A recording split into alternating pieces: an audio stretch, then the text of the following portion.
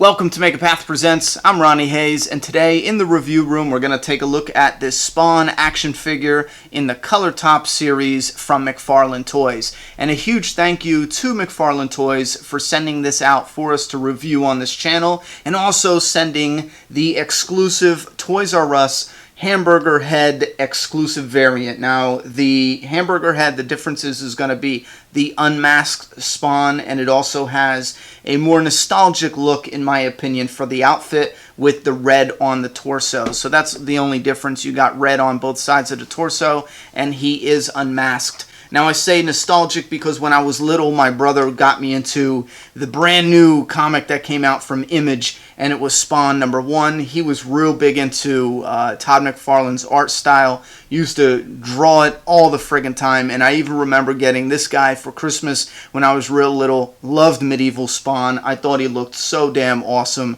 So there's a huge nostalgia factor when it comes to Spawn, and they're making a new movie. I don't know if it's going to be out this year or 2018, but I'm really hoping that's a hit, and I'm looking forward to that. Now, looking at this guy, he's got wonderful detail all throughout the figure, and I can only pinpoint two flaws. That is it. One of them's a minor flaw. Another one might not even be a flaw for most of you collectors out there. For me, it's not, because it has to do with the articulation. Now, this figure isn't really articulated except for the two arms a little bit, so that is probably only a flaw for some of you out there. And the second other flaw, I want to get this out of the way, is this wrist right here on the left hand. That wrist it's really small, that peg in there, so be extremely careful when you're dealing with putting the guns in and out of the hands. Now, let's go back to his head. He has his cape flaring up into a wonderful sculpt. I love that. As a matter of fact, the sculpt on the cape is amazing.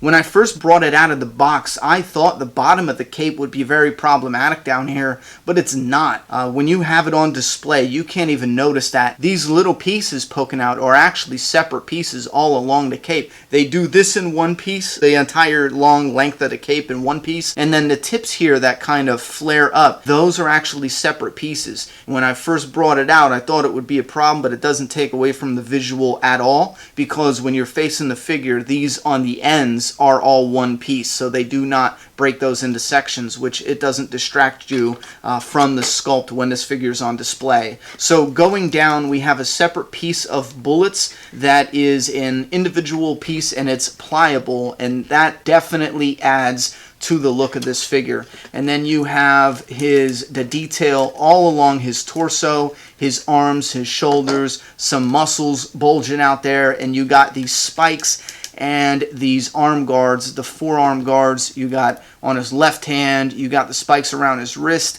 and his left bicep, and some really fantastic detail all around. And even with his weapons he's holding, the one in his left hand and that's the thing, his hands are molded specifically for each weapon.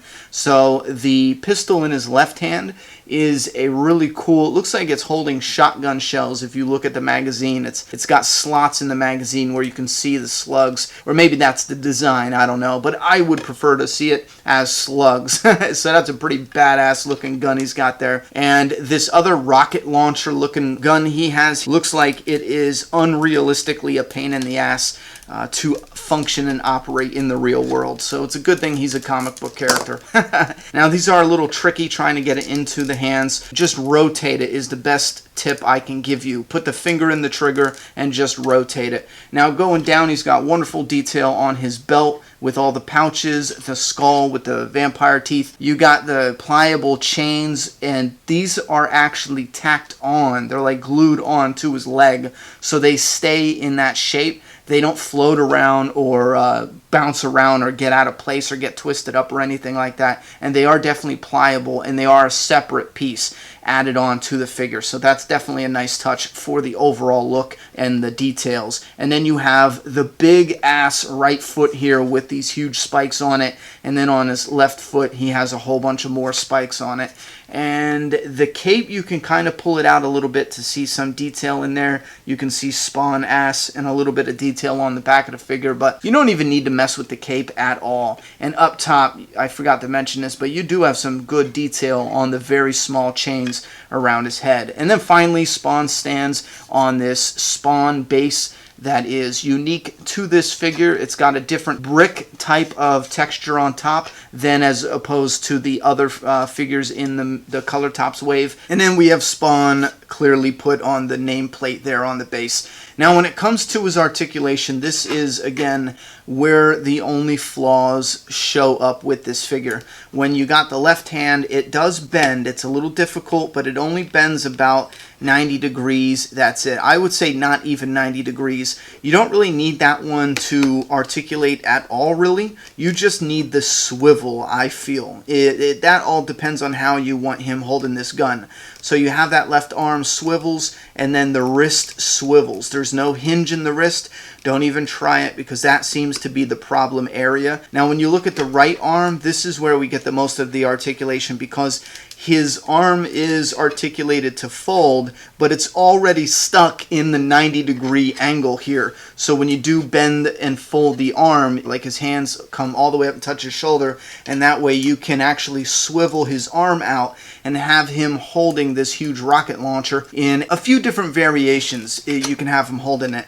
Not a whole lot, but you can tweak it a little bit to your liking, and I think that is definitely pretty damn cool. Now, as far as the head moving, you don't get much movement there. And the figure is identical from this one to the hamburger head. Again, just the mask that's off. And if you look at the hamburger head, he has some fantastic detail as well, and his torso here is the only difference in how it's colored. You know what, I don't normally pick the hamburger head, but I think this face looks friggin' awesome. And with the nostalgia because of the coloring being similar to what it was when I was little, definitely an incredible figure. If you look at where they come from, you know, just take a look at this medieval Spawn. Look at the cape. Just look at the differences between, you know, when I was a kid and then when I was an adult. Look how the details and the weathering is getting better. Just a tremendous difference between then and now. It's so incredible seeing that growth. But I just think it is cool because I love looking at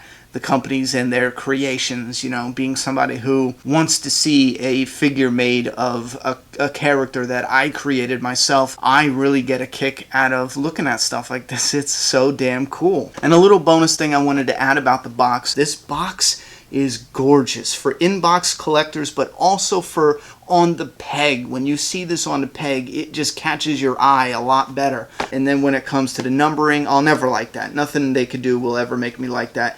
I just don't. Spawn and Walking Dead is two totally different things. It's not like it's all horror franchises. Okay, that makes sense. Jason Voorhees, Michael Myers, you know, Freddy Krueger. If you want to number those figures in a horror set, that makes sense. This doesn't make sense to me. This makes just as much sense as numbering Star Wars and Marvel, the Avengers action figures in the same line. So this is Spawn, number 10, and Hamburger Head is number 11 in the Color Top series, and he's only at Toys R Us, don't forget. So go out to your stores, pick them up, and leave down in the comment box if you're a Spawn fan and you've already gotten these figures. Let me know what are your most favorite pros about this figure, and what are some of the cons that you've noticed for you personally about this figure. Put that all down in the comment box. I love hearing the pros and the cons. Thanks for coming by the review room, and don't let the door hit you in the ass on the way out. Subscribe now.